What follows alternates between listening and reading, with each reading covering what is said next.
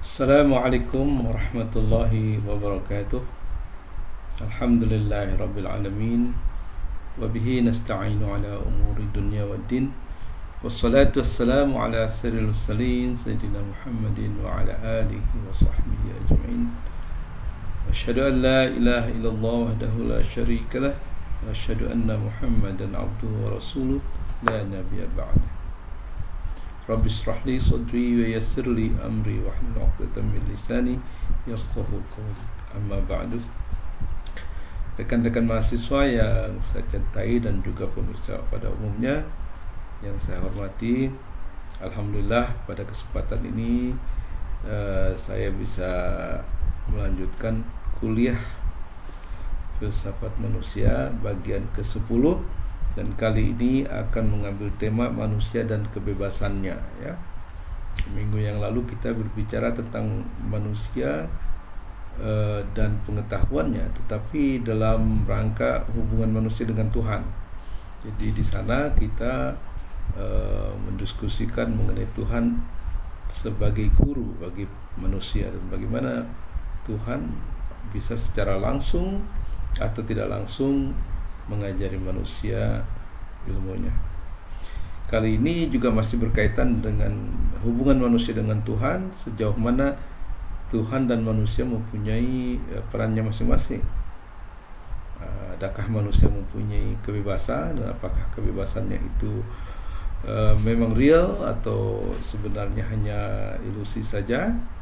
Nah, inilah yang kemudian kita akan diskusikan pada malam ini, dan ini adalah bagian yang terakhir dari hubungan manusia dengan Tuhan, ya. Tema ini akan dibagi menjadi dua bagian. Satu mengenai konsep takdir sebagai hukum kehidupan, dan bagian kedua yang mungkin akan lebih menarik adalah tafsir dinamis takdir, ya. Jadi ini adalah upaya saya untuk mereformasi teologi di Indonesia yang pada umumnya bercorak Asy'ariyah, ya. Nah, bukan berarti kita mau melawan Asy'ariyah, ya, tapi ada hal-hal yang perlu kita reformasi, kita sesuaikan lagi sesuai dengan perkembangan zaman kita, ya. Nah, seperti biasa saya akan membacakan dari buku saya, Lentera Kehidupan, terbitan Mizan tahun 2017, pada halaman 194. Masih akan saya bacakan bagian-bagian tertentu, dan kalau memang perlu saya akan berikan komentar untuk menjelaskannya. Bismillahirrahmanirrahim. Takdir sebagai hukum kehidupan. Takdir adalah sebuah konsep teologis yang sangat kontroversial dan misterius, ya. Dikatakan kontroversial karena ia telah menimbulkan perdebatan hebat antara berbagai aliran pemikiran, mazhab ataupun sekte teologis, firqah. Bahkan tak jarang menimbulkan bentrok fisik yang menimbulkan banyak kerugian, bahkan korban nyawa. Dikatakan misterius karena konsep ini melibatkan banyak hal dari rahasia Tuhan yang tidak mudah dipahami. Barangkali ia tetap begitu, artinya sebagai misteri sepanjang masa. Namun bagi saya itu tidak berarti kita harus menyerah dan pasrah saja. Jalan keluar yang terbaik atau masuk akal tetap harus kita usahakan, dan karena itu sebagai tanggung jawab moral dan intelektual, saya akan coba juga mengemukakan penafsiran saya tentang takdir. Pandangan saya ini baru saja bersifat personal, ya. Pandangan saya ini tentu saja bersifat personal dan tidak berpretensi bahwa ini adalah pendapat terbaik ataupun yang terbenar, ya. Karena sifatnya personal atau pribadi, mungkin saja ia salah. Namun hal ini tidak menghalangi kemauan saya untuk mencobanya, karena sekalipun kita salah dalam berijtihad, saya berharap sesuai dengan hadis Nabi masih akan mendapat satu pahala, apalagi kalau benar 2 pahala. Nah, persoalannya selama ini takdir dipahami sebagai bahwa segala sesuatu yang ada dan terjadi pada alam dan manusia telah ditentukan oleh Tuhan secara pasti jauh sebelum itu terjadi. Ya. Bahkan ada yang mengatakan bahwa kita manusia adalah ibarat wayang yang siap diapakan saja oleh sang dalang tanpa bisa memilih apapun dengan inisiatif kita sendiri. Dalam dunia pemikiran, konsep seperti ini dikenal sebagai fatalisme, yaitu kepasrahan total kepada Tuhan dan kehendaknya tanpa memedulikan inisiatif dan usaha kita sebagai manusia. Ya. Dalam sejarah teologi Islam, paham atau pandangan seperti ini diwakili oleh kaum Jabariyah. Sayangnya, pandangan fatalistik seperti ini masih menjadi pandangan mayoritas umat Islam, termasuk mereka yang hidup di dunia Melayu, dan telah menimbulkan salah paham terhadap kemampuan manusia dan etos kerja yang keliru di kalangan umat Islam itu sendiri. Ya. Maka muncullah sikap mudah menyerah, mudah pasrah, tidak mau terus berusaha ketika mengalami kegagalan, dengan dalih itu sudah menjadi takdir yang tidak bisa diubah lagi dan merupakan qada yang telah ditulis di Lauh Mahfuz. Jadilah kebanyakan negara Islam sekarang ini terbelakang, ya, dibanding dengan negara non-Muslim yang memiliki etos kerja yang dinamis dan percaya pada kekuatan manusia sebagai makhluk istimewa yang pernah Tuhan ciptakan di dunia ini. Nah, jadi persoalan ini ya, takdir ini memang rumit ya.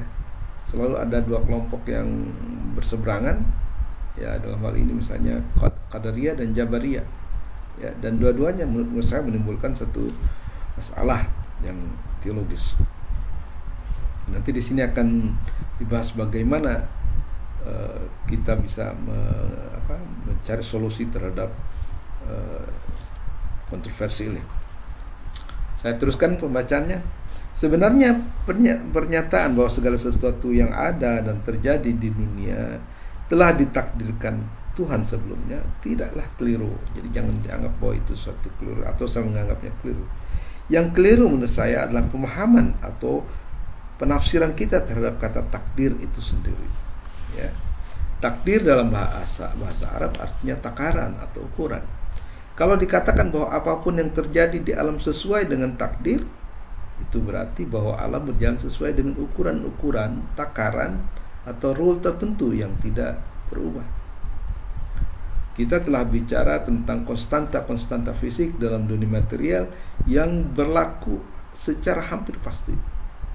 Ia adalah semacam takdir bagi dunia fisik yang Tuhan ciptakan untuk mengatur dan mengoperasikan alam. Demikian juga manusia sebagai bagian dari alam, ia juga memiliki takdirnya sendiri yang cocok dengan esensinya. Sebagai makhluk fisik, ya, ia harus tunduk kepada takdir fisik. Namun sebagai makhluk spiritual, ia memiliki takdir dan takarannya sendiri yang mungkin berbeda dengan takdir fisik. Ya. Nah, ini semakin menarik ya. Saya akan teruskan. Takdir yang mengatur kehidupan spiritual dan moral oleh Jalaluddin Rumi disebut sebagai hukum kehidupan, ya, the law of life. Jadi menurut Jalaluddin Rumi, takdir adalah the law of life. Takdir katanya adalah semacam hukum kehidupan, ya, dan hukum kehidupan mengatakan kalau Anda mencuri maka Anda dan masyarakat Anda akan mendapat konsekuensinya yang tertentu, dan kalau Anda berbuat baik maka Anda akan menerima konsekuensi tertentu juga. Jadi takdir adalah konsekuensi daripada yang kita lakukan. Jadi apapun yang kita lakukan itu akan ada akibatnya, akan ada takdirnya. Jadi takdir adalah hukum kehidupan. Nah, menurut saya rumus takdir sebagai hukum kehidupan adalah bahwa apapun yang kita lakukan akan mendatangkan akibat dan konsekuensi yang sepadan dengannya. Karena setiap perbuatan memiliki konsekuensinya sendiri. Namun perlu dicatat bahwa ia tidak berarti Anda dipaksa mencuri oleh Tuhan, kemudian Anda menerima konsekuensi. Tidak demikian. Manusia harus bertanggung jawab atas apa yang ia pilih dan lakukan dengan sadar dan sengaja. Jadi bertanggung jawab terhadap perbuatan yang bisa dia kontrol, ya, yang ada dalam kawalannya, ada dalam kontrolnya. Tuhan telah cukup memberinya petunjuk melalui indera, akal, kitab suci yang menjelaskan kepada manusia apa yang baik dan apa yang buruk dan masing-masing konsekuensinya. Jadi menurut saya, ya, Tuhan sudah memberikan banyak petunjuk melalui indera, melalui akal, melalui hati, melalui juga kitab suci, mana yang baik yang buruk. Maka tidak mungkinlah bahwa manusia itu kemudian tidak bisa memilih. Buat apa ada peraturan-peraturan itu kalau memang semua tindakan manusia ditentukan secara pasti oleh Tuhan, ya. Dan setelah kita diberikan kekuatan memilih, kini terserah kepada manusia untuk memilihnya, yang mana dengan menanggung segala konsekuensinya. Jadi ini yang dimaksud dengan takdir sebagai hukum kehidupan. Nah, saya akan membawa Anda kepada lebih jauh kepada pandangan Jalaluddin Rumi tentang takdir ini.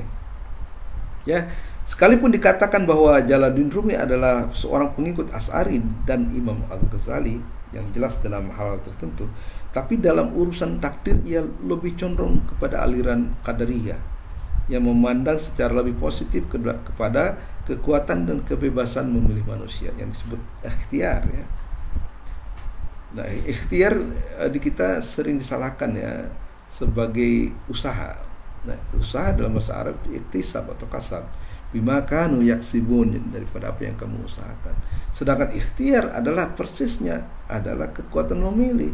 Jadi Allah memberikan kekuatan memilih untuk kita gunakan untuk memilih.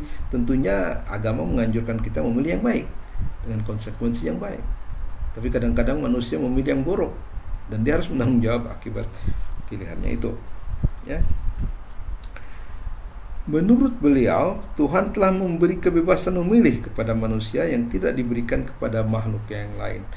Jadi bahkan dia bicara tentang malaikat, tentang bintang-bintang. Jadi apa yang bintang-bintang lakukan itu tidak berpahala, ya, dalam arti karena dia tidak melalui pilihan bebasnya, tidak melalui kemampuan memilih. Dia harus mengikuti takdirnya seperti itu. Manusialah yang akan diberi pahala kalau dia memilih hal-hal yang baik, seperti itu, ya. Nah, dan Jalaluddin Rumi sendiri memberikan sandaran nakliyahnya, ya, dan mengutip ayat Quran surat 33 ayat 72, ya, yang mengatakan telah menjelaskan adanya sebuah amanat, ya, amanah yang telah Tuhan tawarkan kepada langit dan bumi dan gunung-gunung, tetapi mereka enggan mengembannya, dan manusialah yang kemudian menerima atau mengembannya sekalipun ternyata manusia itu lalim dan bodoh, ya. Laqad aradal amanata 'ala samawati wal arwah wal jibala, ya, dan seterusnya. Jadi itulah ayat menjadikan sandaran bahwa manusia diberikan amanat oleh Allah dan tidak pada yang lain, tidak kepada langit, tidak pada gunung dan yang lainnya. Mereka dikatakan enggan menerima, takut menerimanya, takut dia tidak bisa memenuhi amanat itu. Tapi hamalal insan, manusialah yang kemudian tampil untuk menerimanya. Jadilah dia sebagai penerima amanat, pengemban amanat. Tapi yang menarik adalah apa yang dimaksud oleh Jalaluddin Rumi dengan amanat ini. Dan ternyata amanat ini tidak lain bagi Jalaluddin Rumi daripada kebebasan memilih manusia. Jadi bagi Jalaluddin Rumi, amanat ini tidak lain daripada kebebasan memilih yang manusia emban sebagai konsekuensi dari penerimaan amanat tersebut oleh manusia. Dalam pandangan beliau, kebebasan memilih ini merupakan hadiah terbesar yang pernah Allah berikan kepada manusia. Adapun cara utama untuk berterima kasih atas hadiah ini adalah dengan mempraktekkannya dalam tindakan nyata sehari-hari. Jadi kebebasan memilih itu dipandang oleh Jalaluddin Rumi merupakan hadiah yang terbesar bagi manusia, ya. Dan itu sangat berharga tentunya. Dikatakan hadiah terbesar berarti berharga, ya kan. Tetapi bagaimana cara berterima kasih kita kepada Allah dengan hadiah tersebut? Dia bilang gunakan hak memilih itu, ya. Jadi jangan pasrah, jangan diam saja kemana saja angin meniup kita turut, jangan. Manusia harus memilih dengan tentunya berpedoman pada petunjuk ilmiah, kepada kitab suci dan sebagainya, untuk memilih mana yang baik mana yang buruk. Adalah signifikan bahwa Al-Quran disebut Al-Furqan, yaitu yang membedakan yang baik dan buruk. Jadi jelas di situ bahwa baik buruk itu adalah agar manusia bisa memilih. Karena kalau manusia tidak punya kemampuan memilih, bagaimana dia bisa melakukan yang baik dan meninggalkan yang buruk.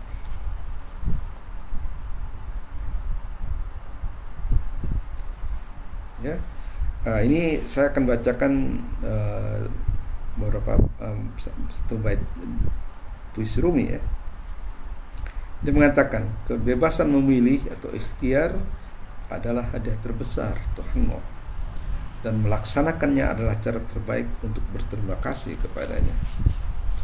Jangan menjadi kaum fatalis Jabariyah, jangan, karena mereka mencapakan hadiah yang telah ada di dalam genggamanmu. Jadi mengikuti cara pandang Jabariyah bagi Rumi adalah seperti orang yang sudah diberi hadiah tapi dicampakkan, dilemparkan hadiah tersebut. Jangan menjadi orang seperti itu, kata beliau. Selain itu, Maulana Rumi memberikan argumen-argumen yang sangat masuk akal tentang keberadaan kebebasan memilih ini. Jadi Jalaluddin Rumi bukan hanya mengatakan bahwa manusia punya kebebasan memilih, tapi beliau mencoba membuktikannya dengan dalil-dalil yang rasional. Mari kita ikuti, ya. Katanya, kalau manusia tidak memiliki kebebasan memilih atau ikhtiar, dan semua perbuatan telah ditentukan sebelumnya oleh Allah, mengapakah kalian marah ketika seorang melakukan kejahatan kepada kalian? Kalau ada yang jahat kepada kita, kenapa kita marah? Kalau kita yakin bahwa itu adalah takdir Tuhan, kita nggak boleh marah. Tapi kenyataannya bahwa manusia adalah marah, ya kan? Nah, mengapa? Jawabnya adalah karena kita yakin bahwa orang tersebut bisa melakukan pekerjaan lain yang terpuji. Dengan kata lain, ia memiliki kemampuan untuk memilih pekerjaan yang lain yang lebih terhormat. Argumen berikutnya, selain itu, kata Jalaluddin Rumi, kalau manusia begitu tidak berdaya untuk memilih perbuatannya, kecuali yang telah ditentukan Tuhan sebelumnya, mengapa manusia harus merasa bersalah atau malu ketika ia melakukan dosa atau kesalahan? Kenapa ada rasa malu kalau kita berbuat dosa atau salah? Kalau memang semuanya sudah tentukan Tuhan, ya kita tenang aja, itu bukan urusan kita, ya kan? Tapi nyatanya kita ada perasaan bersalah. Kenapa? Jawabnya lagi-lagi adalah karena dalam hati kita yang dalam yakin bahwa dosa yang kita lakukan itu adalah hasil pilihan sadar kita sendiri, pilihan sengaja. Tapi kita tak mampu menolaknya sehingga timbullah rasa bersalah tersebut.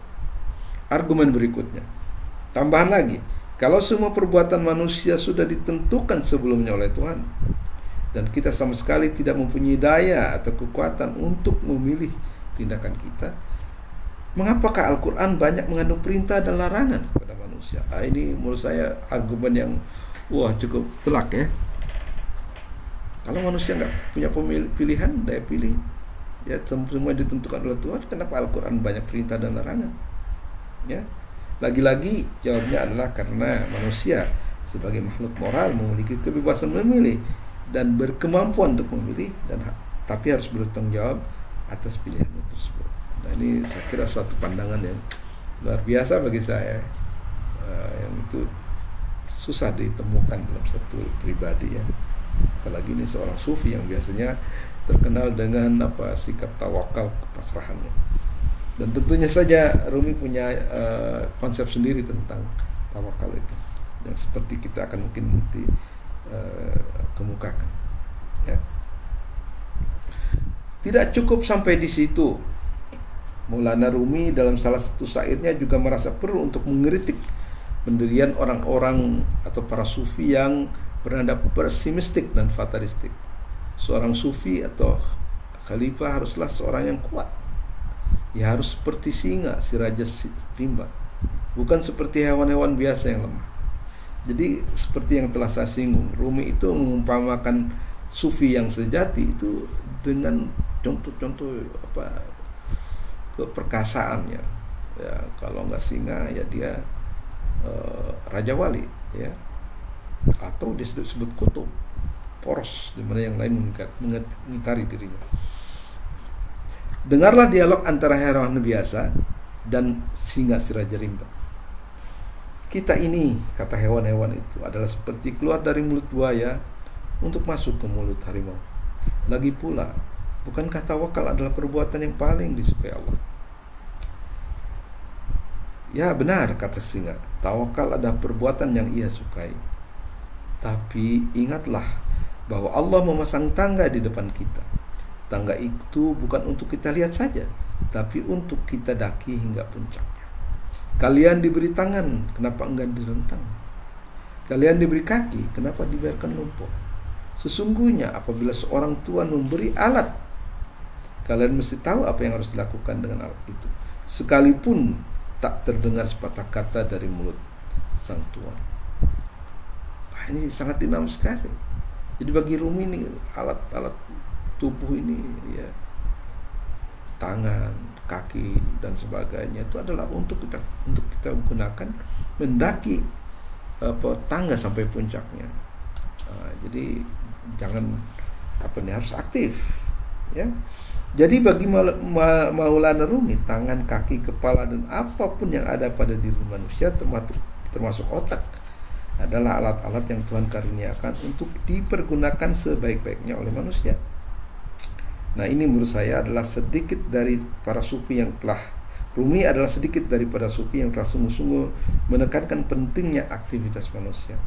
Dalam konteks inilah beliau merasa perlu untuk menafsirkan secara dinamis konsep tawakal atau tawakul yang sering disalahpahami sebagai penyerahan total dan pasif diri kita kepada kehendak Allah Subhanahu wa taala dengan penyataan yang terkenal.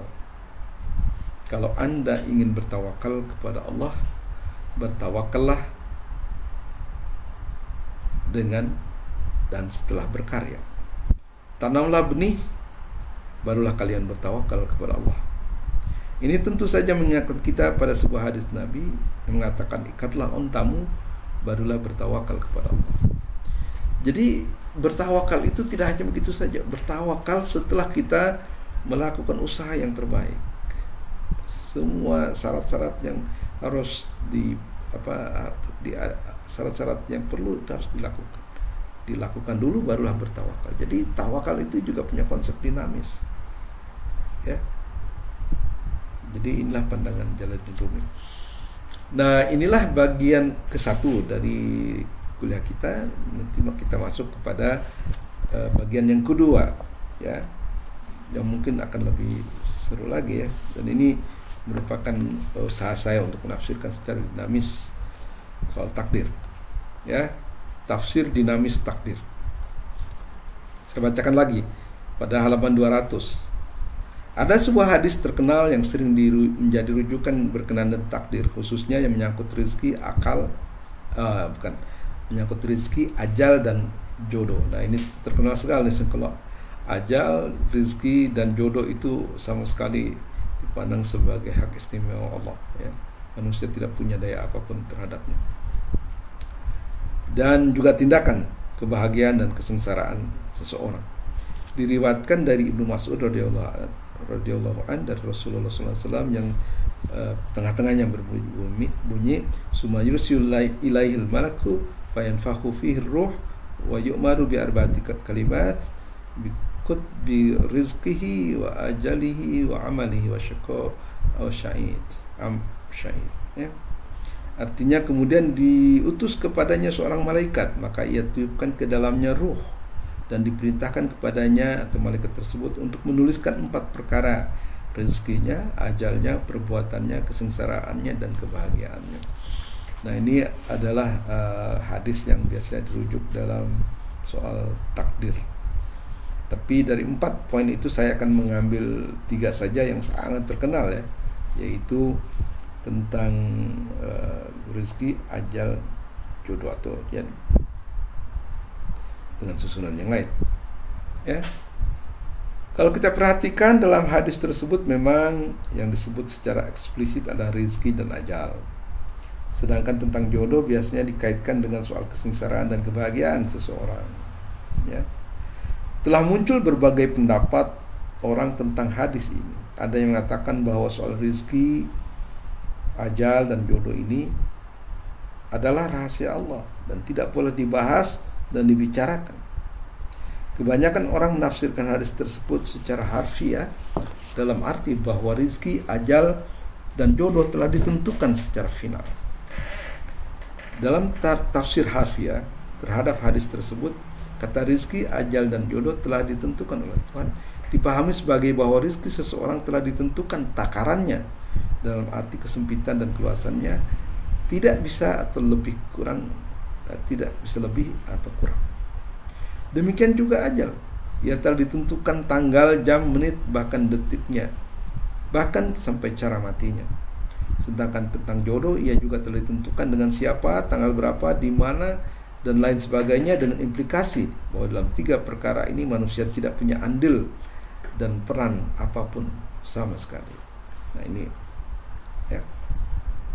Akan tetapi menurut saya penafsiran seperti ini memiliki problem yang cukup penting dan perlu dicari solusinya karena telah menimbulkan banyak pertentangan dalam kehidupan sehari-hari.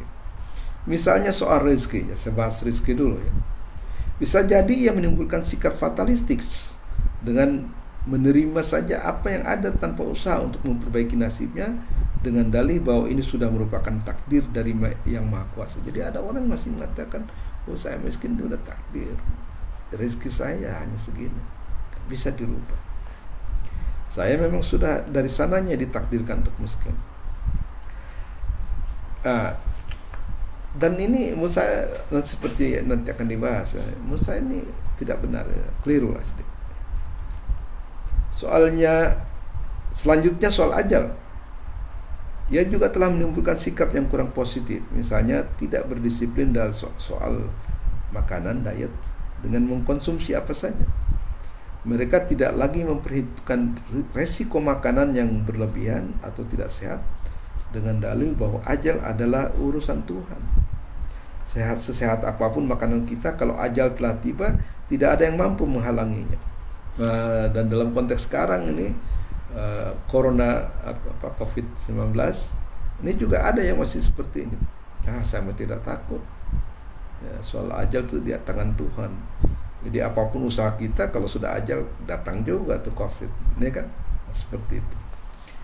Namun saya ini akan menimbulkan kesan seakan pola makanan atau pilihan menu tidak punya makna dan pengaruh apapun. Selain itu sebenarnya masih ada lagi soal yang lebih problematik berhubungan dengan ajal ini, yaitu isu bunuh diri yang hubungannya dengan soal kematian. Akankah kita mengatakan bahwa seseorang telah ditakdirkan untuk mati dengan cara bunuh diri, sementara ia tidak punya daya untuk menghindarkannya, karena memang itu sudah takdirnya? Namun kalau begitu, akankah ia dianggap berdosa karena melakukan bunuh diri yang tak terelakkan olehnya, karena sudah ditakdirkan bahwa ia mati dalam keadaan seperti itu? Nah inilah salah satu problem yang bisa timbul dari penafsiran takdir secara harfiah. Jadi ini problemnya. Kalau memang ia tidak bisa dihindarkan melalui kebebasannya, lalu menjadi takdir yang tragis seperti itu, mengapa bunuh diri dilarang oleh agama? Ya, dan dimasukkan dalam kategori besar al-kabair, kategori dosa besar maksudnya, al-kabair. Nah terakhir soal jodoh. Tafsir harfiah takdir berkenaan dengan jodoh adalah bahwa seorang manusia, apakah ia laki-laki atau perempuan, telah ditentukan jodohnya jauh sebelum ia berkenalan langsung dalam hidupnya. Siapapun yang kita coba jadikan istri, tapi kalau bukan jodohnya, pasti tidak akan jadi jodoh kita. Kemudian seseorang yang seumur hidupnya tidak berjodoh, memang sejak azali ia ditentukan untuk tidak memiliki jodoh. Seakan-akan segala usaha dan pilihan manusia untuk mendapatkan jodoh itu tidak memberi manfaat apapun. Persoalannya yang bisa timbul adalah apa makna dibalik fakta bahwa ada sepasang manusia yang berjodoh melalui pernikahan ternyata hanya untuk 1 hari atau 1 minggu saja. Padahal katanya ia telah ditentukan selama berpuluh-puluh tahun sebelumnya untuk berjodoh dengan orang tersebut. Jadi ini kadang-kadang ya kalau kita yakin seperti itu, bahwa dia adalah jodoh kita yang sudah ditentukan oleh Allah berpuluh-puluh tahun sebelum kita benar-benar berjodoh, tapi ternyata jodohnya itu hanya 1 hari atau 1 minggu. Dan kita dengar sekali nih dalam kejadian-kejadian yang nyata dalam kehidupan sehari-hari, ada yang baru seminggu cerai ya dengan banyak macam-macam alasan, ya kan. Lalu apa artinya bahwa dia sudah dijodohkan berpuluh-puluh tahun sebelumnya tapi hanya menjalani pernikahannya dan perjodohannya itu hanya dalam waktu yang singkat? Atau mungkin dia bertahan berpuluh-puluh tahun tapi tidak pernah hidup bahagia, sengsara seumur-umur gitu. Nah, apakah itu kemudian kita mengatakan itu tetap pilihan Tuhan dan bukan pilihan manusia, di mana manusia tidak punya peran apapun? Selain itu banyak hadis yang memberi petunjuk bagaimana sebaiknya memilih jodoh. Apa kriterianya yang menunjukkan bahwa di sini manusia diberi kebebasan untuk memilih jodohnya. Jadi ada hadis-hadis yang memberikan kriteria untuk memilih calon istri atau kalau perempuan calon suami.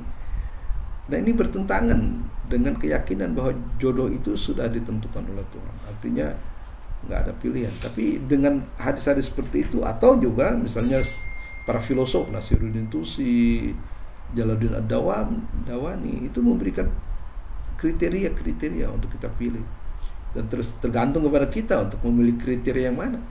Apakah kesalehan dulu, kecerdasan dulu, ataukah kecantikan dulu, atau kekayaan dulu? Nah, itu terserah kepada kita, ya. Jadi kalau menurut saya manusia tetap punya peran dalam 3 hal tersebut. Nah, menurut saya isu-isu penting ini tidak boleh dibiarkan mengambang tanpa kepastian, ya. Dan karena itu sebuah tafsir yang dinamis dan fleksibel perlu kita tawarkan kepada masyarakat agar tidak berdampak lebih buruk lagi. Karena itu dengan mengharap ridho dan petunjuk Allah, saya akan mencoba mengungkapkan sebuah tafsir dinamis tentang takdir yang akan saya batasi hanya pada 3 perkara saja, yaitu jodoh, rezeki, dan ajal. Marilah kita bahas yang pertama, tentang jodoh. Bahwa jodoh manusia telah ditakdirkan Tuhan memanglah benar, tapi takdir jodoh itu harusnya kita tafsirkan secara dinamis sebagai berikut. Adalah takdir Tuhan bahwa laki-laki berjodoh dengan perempuan dan perempuan dengan laki-laki. Itu saja takdir berjodoh itu. Namun dengan siapa seseorang berjodoh itu banyak ditentukan oleh pilihan orang tersebut, ya? Dan oleh orang yang berkuasa atasnya. Dengan begitu pertimbangan untuk memilih jodoh seperti yang ditawarkan oleh banyak hadis dan oleh nasihat-nasihat orang bijak seperti Nasiruddin Tusi dan Jalaluddin Ad-Dawani menemukan maknanya di sini, ya. Kalau memang jodoh itu udah pasti, dengan itu memilih nggak ada artinya.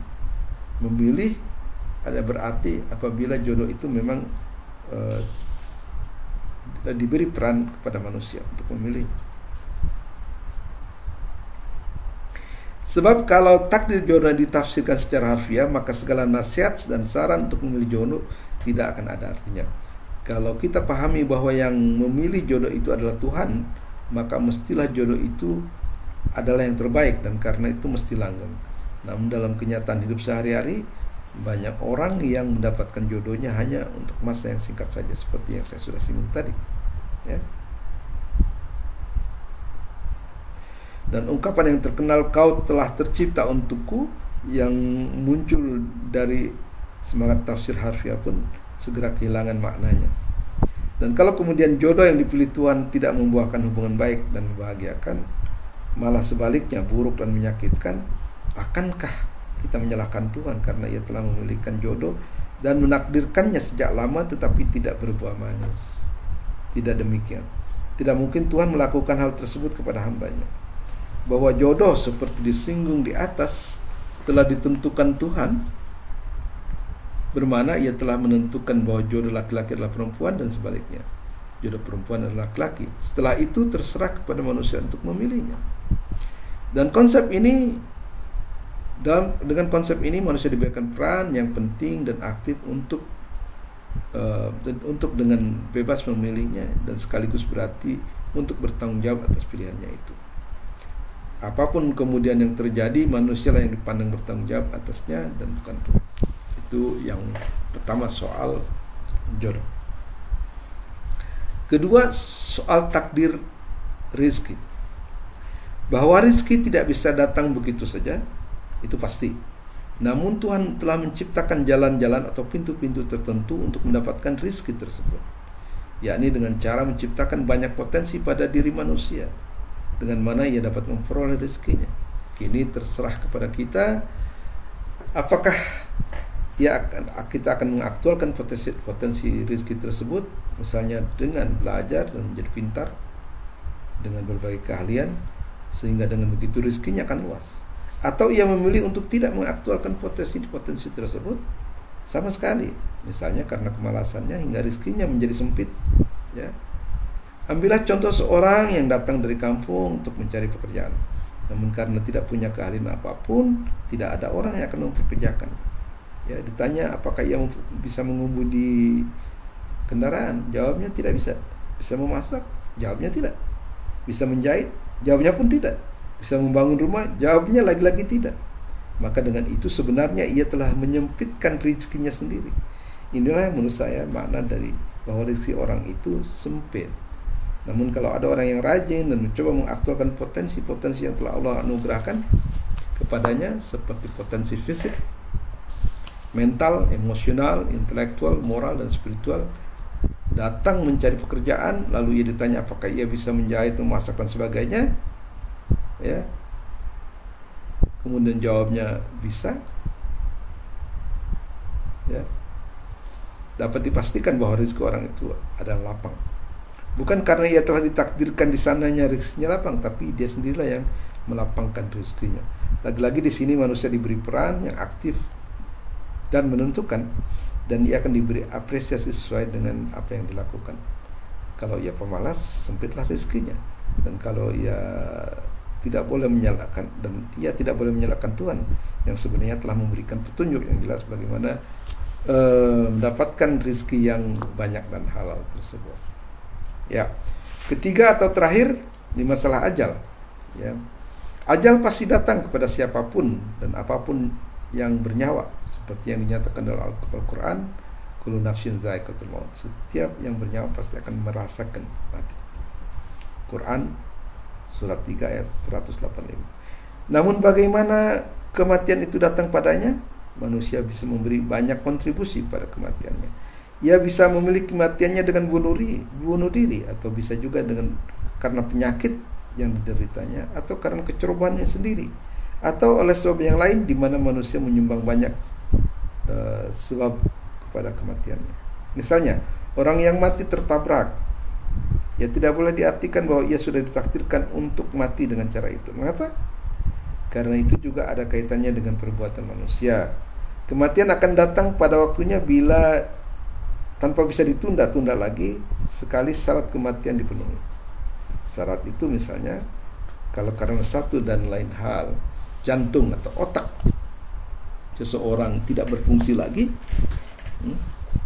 karena tertabrak atau kepala kita terbentur atau sebab yang lain. Dengan tafsir yang dinamis dari takdir kematian seperti ini, kita akan mengatakan bahwa orang yang melakukan bunuh diri harus bertanggung jawab atas tindakannya itu. Sebab sebagai makhluk moral, ia memiliki kebebasan untuk memilih melakukannya atau justru menghadapi segala kesulitan hidup dengan tegar, cerdas, dan kerja keras. Apapun yang terjadi, kita tidak boleh serta-merta menyalahkan Tuhan. Namun sebagai makhluk yang dikaruniai kebebasan, manusia harus bertanggung jawab dalam arti menerima konsekuensi apapun atas tindakan apapun yang ia telah pilih, ya, dengan sadar atau sengaja. Nah, inilah materi yang bisa saya berikan hari ini. Mudah-mudahan kita nanti bisa mengembangkannya dalam sesi tanya jawab kalau memang dimungkinkan untuk itu. Ya, demikian saja. Mudah-mudahan apa yang saya sampaikan bermanfaat dalam meluaskan cakrawala berpikir kita dan pengetahuan keislaman kita. Billahi taufiq wal hidayah. Assalamualaikum warahmatullahi wabarakatuh.